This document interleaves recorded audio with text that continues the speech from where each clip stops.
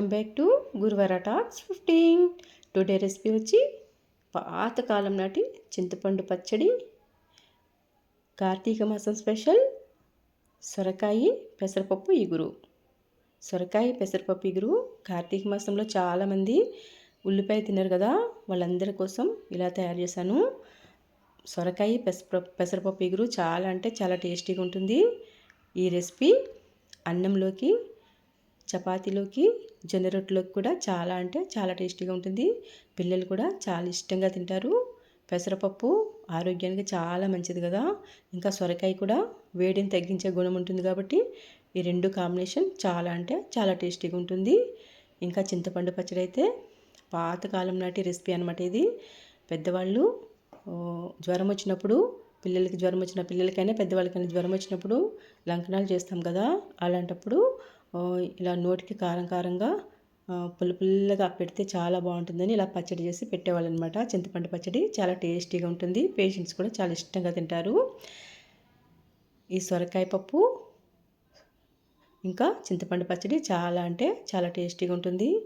సొరకాయ పెసరపప్పు రెసిపీ పిల్లలు చాలా ఇష్టంగా తింటారు, చాలా బాగుంటుంది అనమాట. ఈ రెసిపీస్ చేయడం చాలా ఈజీ. ఫస్ట్ అయితే మనం చింతపండు పచ్చడి రెసిపీ చూద్దాం. అందుకోసం నిమ్మకాయ సైజ్ అంత చింతపండు తీసుకుని వాటర్ వేసి నానబెట్టి పక్కన పెట్టుకోవాలి. తర్వాత 10 ఎండుమిర్చి, 3 ఎల్లుల్లిపాయ రెమ్మలు, హాఫ్ స్పూన్ జీలకర్ర, 1 స్పూన్ ధనియాలు, ఉల్లిపాయ ముక్కలు, చిన్న సైజు ఉల్లిపాయలు తీసుకోవాలి. తర్వాత స్టవ్ ఆన్ చేసి కళాయి పెట్టి, కళాయి వేడెక్కాక హాఫ్ స్పూన్ ఆయిల్ వేసి, ఆయిల్ వేడెక్కాక స్పూన్ ధనియాలు వేసేసి, తర్వాత జీలకర్ర కూడా వేసి దోరగా ఫ్రై చేసుకోవాలి. స్టవ్ని సిమ్లో పెట్టి ఫ్రై చేయాలి. ఇలా ఫ్రై అయిన తర్వాత ఎండుమిర్చి కూడా వేసేసి ఫ్రై చేయాలి. ఎండుమిర్చి, జీలకర్ర, ధనియాలు ఫ్రై అయిన తర్వాత వెల్లుల్లిపాయ రెమ్మలు వేసేసి ఫ్రై చేయాలి. వెల్లుల్లిపాయలు కూడా ఫ్రై అయిన తర్వాత ఉల్లిపాయ ముక్కలు వేసి ఫ్రై చేయాలి. ఉల్లిపాయ ముక్కలు ఎక్కువసేపు వేగాల్సిన అవసరం లేదు.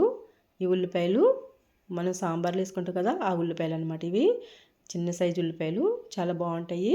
ఇలాగా కొద్దిగా వేడి మీద అలా ఫ్రై చేసేసి తర్వాత స్టవ్ ఆఫ్ చేసేసి గాలికి చల్లారనిద్దాం కొంచెంసేపు. ఉల్లిపాయలు ఎక్కువసేపు వేగాల్సిన అవసరం లేదు, వేడికే మగ్గిపోతాయి అన్నమాట ఉల్లిపాయలు. ఇలాగా చల్లారిన తర్వాత మిక్సీ జార్ తీసుకుని మిక్సీలో వేసేసి ఇవన్నీ ఎండుమిరపకాయలు, జీలకర్ర, ధనియాలు, ఉల్లిపాయలు ఇవన్నీ కూడా మిక్సీ వేసేద్దాం. తర్వాత హాఫ్ స్పూన్ కళ్ళుప్పు వేస్తున్నాను నేను. కళ్ళుప్పు వేస్తే చాలా అంటే చాలా టేస్టీగా ఉంటుంది. తర్వాత చింతపండు నానబెట్టుకున్నాం కదా, అది కూడా వేసేసి మిక్సీ మూత పెట్టేసి మిక్సీ పట్టేసుకుందాం. ఇలాగా మెత్తగా మిక్సీ పట్టేసుకుందాం. చూడండి ఎంత మెత్తగా వచ్చిందో పచ్చడి, చాలా బాగా వచ్చింది కదా. తర్వాత మనం ఇందాక వేయించుకున్నాం కదా, అదే కళాయిలో స్టవ్ ఆన్ చేసి కళాయి పెట్టి, కళాయి వేడెక్కాక ఒక 2 స్పూన్స్ ఆయిల్ వేయాలి. 50 ml ఆయిల్ వేయాలి. ఆయిల్ కొంచెం ఎక్కువనే వేయాలి. ఆయిల్ వేడెక్కాక మనం పోపు కోసం ఏమి వేయాల్సిన అవసరం లేదు, ఓన్లీ కరివేపాకు వేయాలి. కరివేపాకు వేసి ఫ్రై చేయాలి. కరివేపాకు ఫ్రై అయిన తర్వాత పచ్చడి అంతా వేసేసి ఆయిల్లో బాగా ఫ్రై చేయాలి. చూడండి ఇలాగ పచ్చడి అంతా వేసేసి బాగా ఫ్రై చేయాలన్నమాట. స్టవ్ సిమ్లో పెట్టేసి ఇలా కలుపుకుంటూ ఆయిల్లో పచ్చడిని ఉడకనివ్వాలి.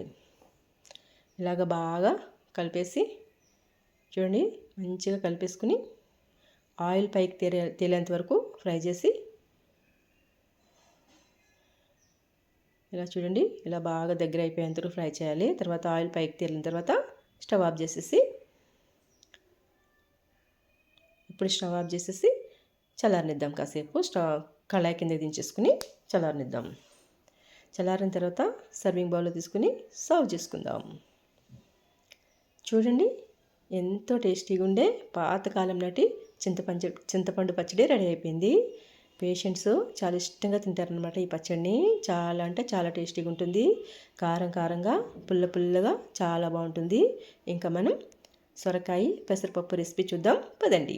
అందుకోసం చిన్న సైజు సొరకాయ తీసుకున్నాను, చిన్న గ్లాసు పెసరపప్పు, అల్లం వెల్లుల్లిపాయలు, పోపు కోసం జీలకర్ర, ఆవాలు, ఒక 10 ఎండుమిర్చి, 3 టమాటాలు, కరివేపాకు, కొత్తిమీర ఇవన్నీ కూడా పక్కన పెట్టుకుందాం. ఫస్ట్ అల్లం వెల్లుల్లిపాయలు పేస్ట్ పెట్టేసుకుందాం. తర్వాత పెసరపప్పు బాగా వాష్ చేసి గిన్నెలు వేసుకొని బాగా వాష్ చేసి కొన్ని వాటర్ వేసి నాననిద్దాం. తర్వాత సొరకాయ ముక్కలు కట్ చేసేసుకుని పక్కన పెట్టుకుందాం. టమాటాలు కూడా ముక్కలు కట్ చేసుకుందాం. ఇవన్నీ ఇలాగా రెడీ పెట్టేసుకోవాలి. ఇవన్నీ రెడీ పెట్టేసుకున్న తర్వాత స్టవ్ ఆన్ చేసి కళాయి పెట్టి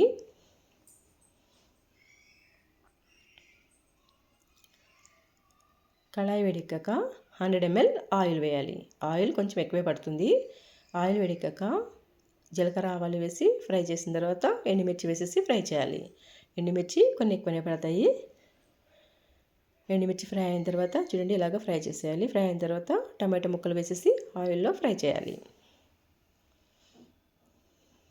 టమాటో ముక్కలు వేసిన వెంటనే పెసరపప్పు కూడా నానబెట్టుకున్నాం కదా, అది వాటర్ని వంపేసి పెసరపప్పు కూడా వేసేసి ఆయిల్లో బాగా ఫ్రై చేయాలి. టమాటోలు పెసరపప్పు బాగా ఫ్రై అవ్వనివ్వాలి. చూడండి కొంచెం కరివేపాకు కూడా వేసేసి ఫ్రై చేయాలి. తర్వాత 1 స్పూన్ అల్లం వెల్లుల్లి పేస్ట్ వేసేసి ఫ్రై చేయాలి. అల్లం వెల్లుల్లి పేస్ట్ పచ్చివాసన పోయేంత వరకు టమాటోలు పెసరపప్పులో బాగా ఫ్రై చేయాలి. మంచి స్మెల్ వస్తుందన్నమాట. వండుతుంటే చాలా అంటే చాలా టేస్టీగా ఉంటుంది. ఇలా ఫ్రై చేసి తర్వాత ఒక 1 minute మూత పెట్టి స్టవ్ సిమ్లో పెట్టేసి మగ్గనిద్దాం.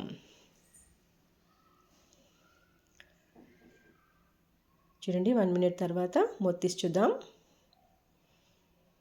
చక్కగా మగ్గిపోయినాయి. చూడండి ఆయిల్ పైకి తేలింది. పెసరపప్పు టమాటాలు ఇవన్నీ కూడా చక్కగా మగ్గిపోయినాయి. తర్వాత సొరకాయ ముక్కలు వేసేసి ఫ్రై చేద్దాం. సొరకాయ ముక్కలు కూడా బాగా ఫ్రై అవ్వనివ్వాలి ఆయిల్లో. ఇలా ఆయిల్లో ఫ్రై అయితేనే కర్రీ టేస్టీగా ఉంటుంది అనమాట. చాలా అంటే చాలా టేస్టీగా ఉంటుంది. ఇలా బాగా కలిపేసి మొత్తం అన్నీ బాగా ఇలా కలిపేసి మళ్ళీ ఒక 2 minutes మూత పెట్టి మగ్గనిద్దాం. 2 minutes మూత పెట్టి మగ్గిన తర్వాత చూద్దాం. చూడండి సొరకాయ ముక్కలు 50% ఉడికిపోయినాయి. ఆయిల్లో బాగా మగ్గిపోయినాయి అనమాట. ఒకసారి కలిపేసి 1 స్పూన్ సాల్ట్, 1/2 స్పూన్ పసుపు, 1/2 స్పూన్ కారం అనమాట. ఈ 3 వేసేసి కారం 1/2 స్పూన్ ఎందుకు వేస్తున్నామంటే ఎండుమిర్చి బాగా వేసాం కదా. ఈ 1/2 స్పూన్ కారం కూడా వేయాల్సిన అవసరం లేదు. పచ్చిమిర్చి వేస్తే కొంతమంది పచ్చిమిర్చి పేస్ట్ కూడా వేసుకోవచ్చు. చాలా అంటే చాలా టేస్టీగా ఉంటుంది. ఇలా బాగా కలిపేసి మళ్ళీ మూత పెట్టి ఒక 2 minutes మగ్గనిద్దాం. స్టవ్ సిమ్లోనే పెట్టుకోవాలి. సిమ్లో పెట్టేసి మగ్గనిద్దాం. తర్వాత 1/2 glass వాటర్ వేసి మళ్ళీ మూత పెట్టి మళ్ళీ 2 minutes మగ్గనిద్దాం. చూడండి 2 minutes తర్వాత చూద్దాం. చూడండి కర్రీ రెడీ అయిపోయింది. చూడండి మంచిగా మగ్గిపోయినాయి. 80% కర్రీ రెడీ అయిపోయింది. ఇలా బాగా ఒకసారి కలిపేసి పైన కొత్తిమీర కరివేపాకు చల్లేద్దాం. కొత్తిమీర కరివేపాకు చల్లేసి మళ్ళీ మూత పెట్టి ఇంకా 2 minutes మగ్గనిద్దాం. స్టవ్ సిమ్లో పెట్టేసి 2 minutes మగ్గిన తర్వాత చూడండి ఇలా 2 minutes మగ్గిన తర్వాత స్టవ్ ఆఫ్ చేసేసి అలానే కొంచెంసేపు ఉంచేద్దాం. ఒక 5 minutes తర్వాత మూత తీసి చూద్దాం. చూడండి కర్రీ చక్కగా రెడీ అయిపోయింది. మగ్గిపోయింది అనమాట. చక్కగా దగ్గరికి అయిపోయింది. ఇగురు ఎంతో టేస్టీగా ఉండే పెసరపప్పు సొరకాయ ఇగురు రెడీ అయిపోయింది. ఇప్పుడు సర్వింగ్ బౌల్లో తీసుకుని సర్వ్ చేసుకుందాం. ఎంతో టేస్టీగా ఉంటుంది. వండితేనే మంచి స్మెల్ వచ్చిందనమాట. చాలా అంటే చాలా టేస్టీగా ఉంటుంది రెసిపీ. చూస్తుంటేనే నోరు ఊరిపోతుంది. పెసరపప్పు మరీ మెత్తగా అయిపోవాల్సిన అవసరం లేదు. ఇలాగనే మెత్తగా అయింది కానీ పప్పు మొత్తం మెదిపేయాల్సిన అవసరం లేదనమాట. చాలా కర్రీ కదా, ఇగురు కదా, చాలా అంటే చాలా టేస్టీగా ఉంటుంది. రోటీలోకి చపాతీలోకి చాలా అంటే చాలా టేస్టీగా ఉంటుంది. రైస్లో కూడా చాలా బాగుంటుంది. ఈ సొరకాయ పెసరపప్పు రెసిపీ ఇంకా చింతపండు పచ్చడి రెసిపీ కూడా ఈ 2 రెసిపీస్ నచ్చితే వీడియోని లైక్ చేయండి, షేర్ చేయండి, సబ్స్క్రైబ్ చేయండి. Thanks for watching.